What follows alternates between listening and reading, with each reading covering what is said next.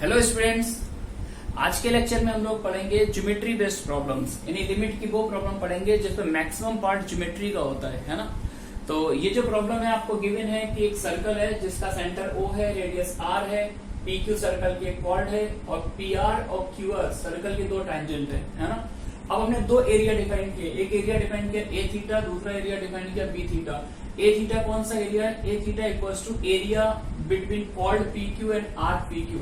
तो ये कॉर्ड है और ये आर्क है, तो कॉर्ड और आर्क के बीच का ये जो डॉटेड लाइन दिखाई, this area is A theta, है ना। And B theta is the area between tangent lines PR, QR and the arc PQ। B theta कौन सा एरिया? ये दो टेंजेंट लाइन PR, QR और ये जो आर्क बन रहा है, इनके बीच का एरिया B थीटा है ना। अब आपसे कुछ क्वेश्चन पूछा गया, when limit theta goes to 0, यानी जैसे जैसे हम इस एंगल को कम करेंगे, यानी आर्क PR जो PQ आर्क है इसकी लेंथ कम करेंगे तो एंगल कम होता जाएगा, और जब ये एंगल चेंज होगा तो A थीटा B थीटा पर भी इफेक्ट पड़ेगा। तो उस केस में जब थीटा टेंडिंग टुवर्ड्स 0, जब ये एंगल 0 को टेंड करेगा तो इन दोनों एरिया के रेशियो की लिमिटिंग वैल्यू क्या होगी, है ना। पढ़ने लग रहा है बहुत डेंजरस सा क्वेश्चन है ना? बिल्कुल डेंजरस नहीं, बहुत ही बेसिक लेवल का क्वेश्चन है। केवल 9-10 क्लास की एक सिंपल ज्योमेट्री लगानी है। इस तरह की जो ज्योमेट्री बेस्ड प्रॉब्लम होती है उसमें मेन पार्ट ज्योमेट्री का होता है। लिमिट वाला पार्ट, जैसे अगर आपने ज्योमेट्री लगा के A थीटा और B थीटा को थीटा के फंक्शन के फॉर्म में रिप्रेजेंट कर लिया तो आपके समझ लीजिए 90% प्रॉब्लम सॉल्व हो गई, क्योंकि उसके बाद जो लिमिट वाला पोर्शन होता है वो बहुत ही एलिमेंट्री होता है, स्कूल लेवल टाइप की लिमिट होती है, बिलो पॉवर्टी लाइन, गरीबी रेखा के नीचे वाली, वो सभी को करनी आती है। मेन पार्ट क्या है, ब्यूटी पार्ट प्रॉब्लम का क्या है, how we represent A theta and B theta in the form of theta, in the as a form of function of theta. वो इम्पोर्टेंट है, वो डिपेंड करता है यार कि किसने कितना ब्यूटीफुल एलिगेंट अप्रोच यूज किया है। चलिए सॉल्व करते हैं प्रॉब्लम। A थीटा कौन सा एरिया है? ये वाला, कॉर्ड और आर्क के बीच का। तो यार इसको मैं ऐसे निकालूंगा कि एक बार सेक्टर OPQ का एरिया, यानी इतना एरिया निकाल लो। सेक्टर समझते ना आप लोग? सेक्टर क्या होता है? सर्कल है, ये सेंटर है, दो रेडियाई से जो एरिया बाउंडेड होता है इसको क्या बोलते हैं? Sectoral area, area of sector, है ना। तो पहले इस सेक्टर का एरिया निकालेंगे, फिर ट्राइंगल OPQ का निकालेंगे, दोनों को सब्ट्रैक्ट कर देंगे, A थीटा आ जाएगा, है ना। A theta what? Area of sector OPQ minus area of triangle OPQ। अच्छा, एरिया ऑफ सेक्टर का फॉर्मूला पढ़ते थे यार 9-10 में, क्या फॉर्मूला होता था? Half R square theta, half R square, R होती है रेडियस, थीटा होता है central angle, this is the formula for sectoral area, है ना, माइनस ट्राइंगल OPQ का area.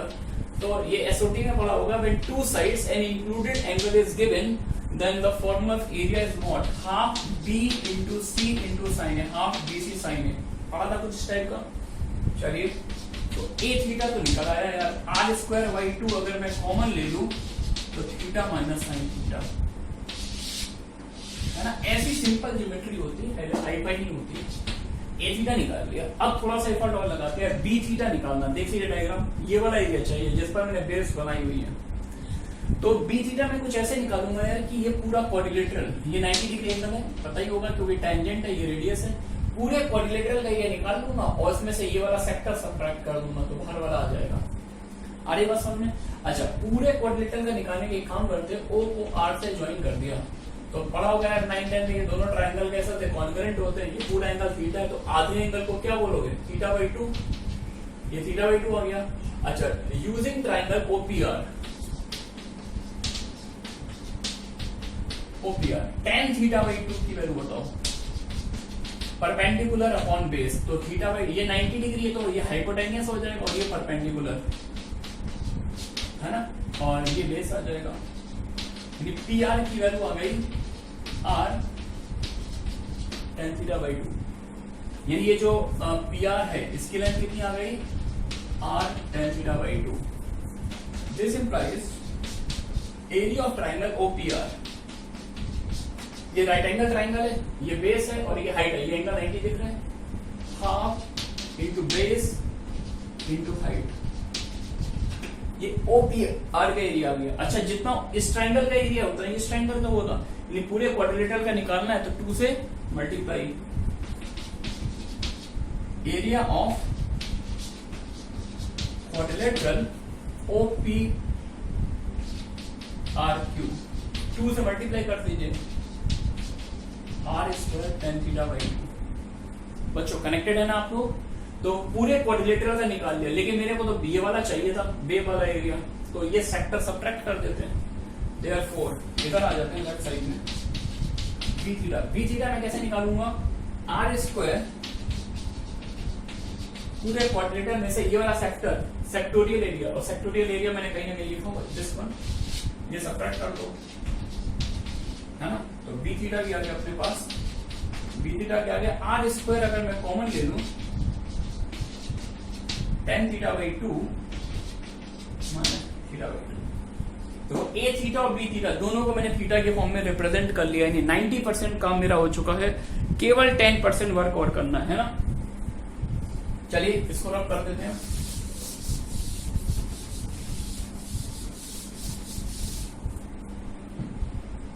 Therefore, limit theta goes to 0, a theta by b theta। अब बस formality बची है, आंसर मैच करा देना है बस। R² by 2 theta minus sine theta divided by R² tan theta by 2। पहले तो यार R² की कहानी कैंसिल हो गई। अच्छा, लिमिट एक्सपेंशन वाला मेरा लेक्चर देना, वहां पर मैंने इस तरह के दोनों क्वेश्चन कराए थे। x minus sine x by x Q limit 1/6 होती है, और tan x minus x by x Q limit होती है 1/3, है ना? वाला लेक्चर देख लीजिएगा आप लोग।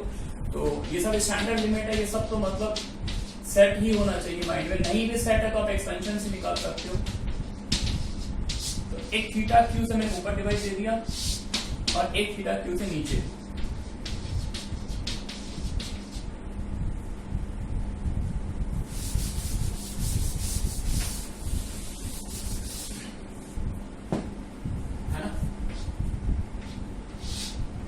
लेकिन अब यार ऊपर वाली कहानी तो सेट हो गई, लेकिन नीचे देखो, नीचे एंगल थीटा नहीं है, थीटा बाई 2 है, यानी थीटा करो थीटा बाई 2 कर रहा है। तो एक काम करते हैं कि यहाँ पर थीटा को मैंने थीटा बाई 2 कर दिया, यानी 8 से एक्स्ट्रा डिवाइड दिया, और 8 से मल्टीप्लाई कर देंगे।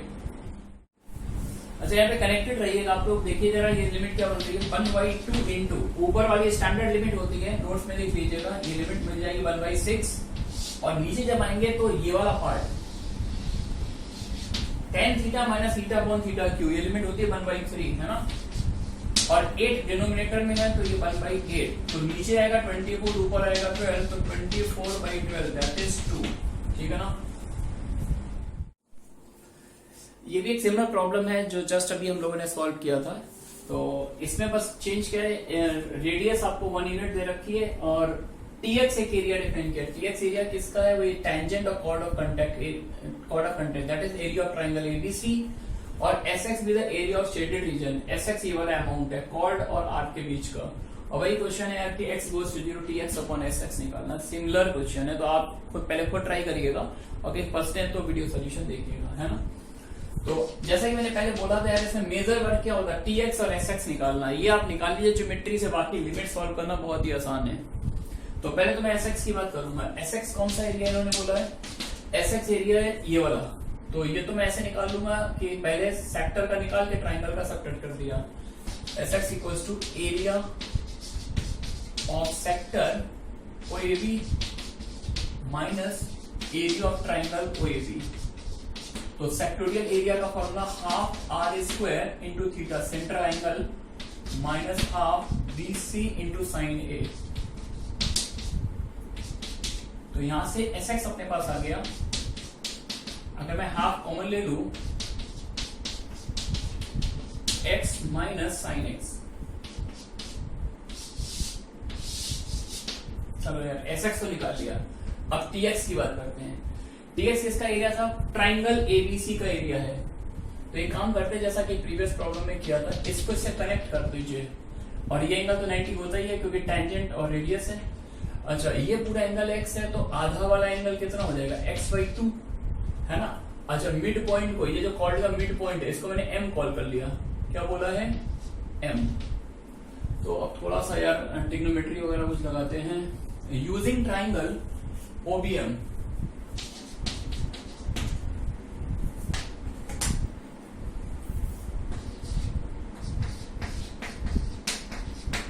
यूजिंग ट्राइंगल ओबीएम, देखिए ये एंगल x/2 है और बीएम निकालना है मेरे को, तो बीएम क्या एंगल के सामने वाली साइड है तो परपेंडिकुलर बन जाएगा, और पढ़ा होगा आपने perpendicular equal to hypotenuse sine theta, तो बीएम तो आ गया sin x/2, मतलब ये साइन कंपोनेंट आ जाएगा और ओएम जो होगा वो कॉस कंपोनेंट आ जाएगा, ओएम आ जाएगा cos x/2। बच्चों सही है क्या? अच्छा बीएम अगर sin x/2 है तो पूरी कॉर्ड की लेंथ AB क्या होगा 2bm, तो AB की लेंथ आ गई मेरे पास 2 sin x/2। इस ट्राइंगल का मैंने बेस निकाल लिया, हाइट MC और निकालना है ना, तो MC निकालने एक काम करते हैं यार, पहले OC निकाल लेते हैं क्योंकि OM तो हमारे पास आ चुका है, अब OC निकालना है, तो OC के लिए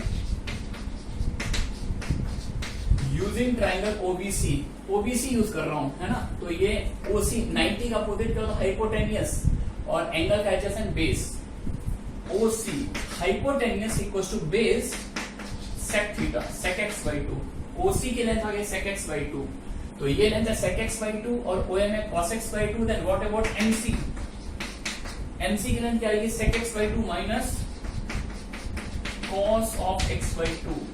अच्छा अगर एलसीएम ले लिया जाए 1 माइनस cos स्क्वायर है ना अपॉन cos x/2,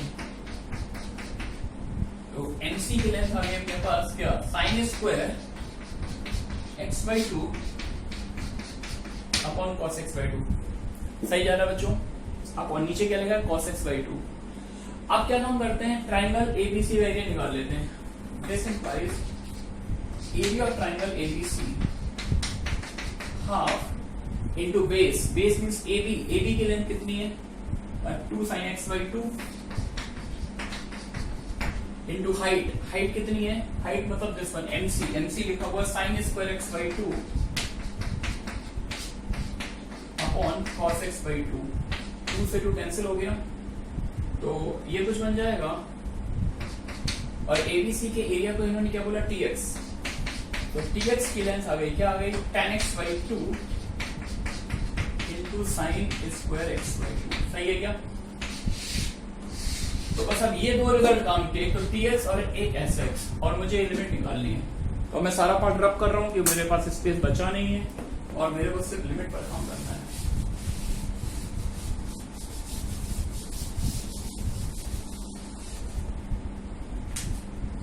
Therefore, ये लिमिट क्या आ जाएगी, लिमिट x गोज टू 0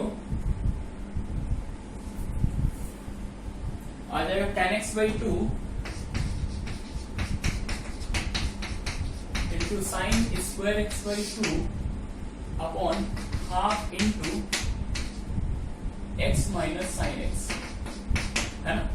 अच्छा वही काम करते हैं, ऊपर tan x/2 अकेला है और ये एंगल 0 को टेंड कर रहा है, तो tan को रब कर सकते हैं, sin fx में भी अगर 0 को टेंड कर रहा है तो sin भी रब कर सकते हैं, नीचे वाला 1/2 बाहर आके ऊपर जाके 2 बन जाएगा, तो ऊपर बचेगा x/2 और ये x/2 का होल स्क्वायर, और नीचे आ गया x माइनस sin x, सही है क्या? अच्छा 1/8 बाहर आ जाएगा, तो 1/8 को मैंने 1/2 कैंसिल करके 1/4 लिख दिया है, लिमिट x गोज टू 0, ऊपर वाले x3 को अगर मैं नीचे ले जाऊं तो ऐसा बन जाएगा, और एक स्टैंडर्ड लिमिट होती है एक्सपेंशन में नोट से मिल जाएगी आपको, इस लिमिट का आंसर 1/6 होता है, नीचे से 1/6 यानी ऊपर से 6 हो जाएगा,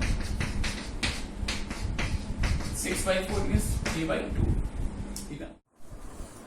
इस प्रॉब्लम देखिए बच्चों क्या दिया हुआ है, triangle ABC is an equilateral triangle and there are n rows having circles of equal radius, मतलब एक इक्विलेटरल ट्राइंगल आपको गिवन है और इसमें इक्वल रेडियस के सर्कल्स को पैक कर दिया गया है, such that triangle is tightly packed with these circles, है ना। अब यहाँ पे दो एरिया डिफाइन किए, an with the area covered by all circles, यानी जितने भी सर्कल्स के अंदर पैक है इन सभी का एरियाज का सम को एन कॉल किया गया, and A is the area of triangle ABC, यानी ट्राइंगल ABC का एरिया ए है और सर्कल्स से जो बाउंडेड रीजन है उसका एरिया एन है, और आपको लिमिट निकालनी, limit n tending to infinity an by a, यानी अगर इस ट्राइंगल के अंदर हम इनफाइनाइट सर्कल को पैक कर दें तो उस केस में ट्राइंगल के साइड लाइन भी किसको टेंड कर रही होगी, इन्फिनिटी को।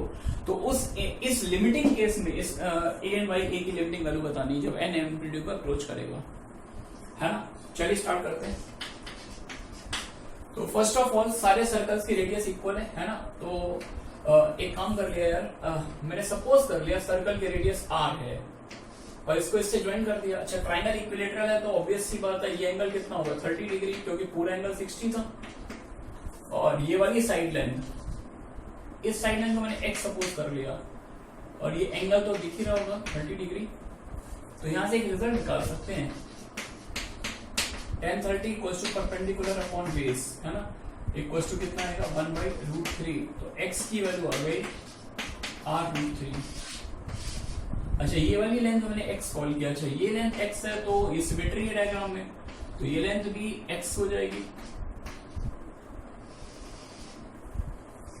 तो मैं ये काउंट करना चाहता हूँ। यहाँ पर तो मैंने आपको पहली रो में 5 सर्कल्स बनाए, लेकिन 5 नहीं, हम लोग n सर्कल्स मान के चलेंगे। पहली रो में 1, दूसरी रो में 2, तीसरी रो में 3 और nth रो में n circle. Actually there are n rows, है ना। तो 5 काउंट मत कर लेना, क्वेश्चन में देखिए देयर आर n रोज। तो पहली रो में 1 सर्कल है, दूसरी में 2, तीसरी में 3, तो nth रो जो आएगी उसमें कितने सर्कल आएंगे n। तो सबसे पहले तो मैं एक काम करना चाहता हूँ कि यार ये जो टोटल आपको लेंथ दिख रही है उसमें एक रिलेशन डेवलप करना चाहता हूँ। मैंने सपोज कर लिया जो ट्राइंगल की साइड लेंथ है वो कुछ भी कैपिटल L लेट कर लिया। क्या लेट कर लिया? L। तो एक लीनियर रिलेशन डेवलप हो जाएगा L और R के बीच में। देखिए कैसे, L निकालना, ये टोटल लेंथ L है तो ये अमाउंट x, ये भी अमाउंट x, तो x प्लस x मिलकर कितना हो गया 2x। थोड़ा सा केयरफुल रहना, छोटी सी ट्रिक है। ये 2x आ गया। अच्छा अब ये स्मॉल r होगा, ये भी स्मॉल r हो गया, ये 2r हो गया, 2x प्लस 2r प्लस। अच्छा अब ये दो सर्कल हटा दिए जाएं तो लास्ट रो में कितने सर्कल बचेंगे n-2। कितने सर्कल बचेंगे n-2। और ये लेंथ उसके लिए क्या होगी डायमीटर, और डायमीटर की लेंथ कितनी होगी 2r। तो n-2 सर्कल्स के डायमीटर की लेंथ 2r। तो ये टोटल लेंथ सारा मिला के क्या बन जाएगा l। अच्छा x की वैल्यू अपने को पता है r√3, सब्स्टिट्यूट कर देते हैं 2r√3 plus 2r plus n-2 into 2r। तो अगर मैं 2r को कॉमन ले लूं क्या मिलेगा मुझे, √3 plus 1 plus n-2, it means n-1 plus √3, ये आ गया। यानी r रेडियस निकला है मेरे पास, r equals to what, l upon 2 times n-1 plus √3। यानी मैंने ये जो सर्कल है, सर्कल की रेडियस को साइड लेंथ का फंक्शन बना दिया। आ रही बात समझ में? अच्छा अब अगर मुझे an निकालना है तो मुझे सारे सर्कल्स के एरिया तो हम चाहिए। तो पहला क्वेश्चन तो यही है कि टोटल सर्कल्स हैं कितने इसमें, तो टोटल नंबर ऑफ सर्कल्स।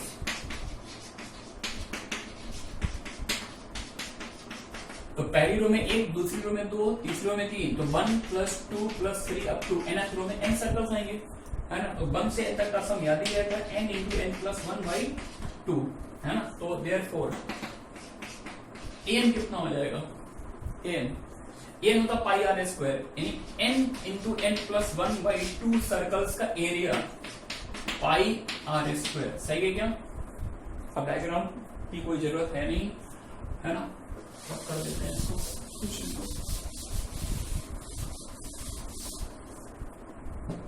तो n आ जाएगा आपका n into n plus 1/2 pi r square means एक डेंजरस एक्सप्रेशन, देखने में डेंजरस है, l²/4। परफेक्ट है क्या बच्चों? a निकाल लिया और a तो पहले से ही पता है, a means what, area of equilateral triangle, formula याद ही रहता है √3/4 इंटू l²। दोनों आ गए। अब बस फॉर्मेलिटी करनी, लिमिट सॉल्व करनी है। Limit therefore limit n tending to infinity an/a, है ना। अब नीचे वाले पार्ट की भी कोई रिक्वायरमेंट नहीं है, पूरा डेटा नोट किया हुआ ऊपर। चलिए करते हैं लास्ट क्वेश्चन सॉल्व। तो an की वैल्यू सब्स्टिट्यूट कर दी जाए तो n into n plus 1/2 into pi into l²/4 n-1 plus √3/2 √3/4 है ना। वैसे इन्फिनिटी की लिमिट है तो देख के सीधे आंसर निकाल सकते हैं, लेकिन थोड़ा सा केयरफुल रहना है यार, कि छोटी मोटी मिस्टेक बहुत होती है ऐसे क्वेश्चंस में। तो एल स्क्वायर से एल स्क्वायर पहले तो कैंसिल किया, 4 डिनोमिनेटर में, 4 इधर भी डिनोमिनेटर में, ये भी गया। अच्छा, एन इन्फिनिटी को टेंड कर रहा है, ऊपर हाईएस्ट पावर 2 आ रही है, नीचे भी स्क्वायर है वो भी 2 आ रहा है, तो केवल कोफिशिएंट देखो ऊपर से क्या आएगा, ऊपर से ये पाई है, ये नीचे 2 है, तो ऊपर से कोफिशिएंट तो मुझे π/2 दिख रहा है, सही बोल रहा हूँ क्या? हाँ परफेक्ट, π/2 ही दिख रहा है, क्योंकि यहाँ पर तो 1 कोफिशिएंट है, और नीचे तो कुछ नहीं, नीचे बस √3 बचा हुआ है, तो मेरा आंसर आ चुका है π/√3। ठीक है ना? तो बच्चों इस तरह से आपका ये टॉपिक दी एंड हो चुका है, थ्योरी पूरी कंप्लीट हो चुकी है, और अभी भी बीच में कुछ कुछ अच्छी प्रॉब्लम्स मैं आपको देता रहूंगा, खुद ही सॉल्व करूंगा, आप उसको प्रैक्टिस करिएगा। ठीक है ना? और कल से अपन नेक्स्ट टॉपिक अपना कंटिन्यूटी स्टार्ट करेंगे। Okay, thanks for watching.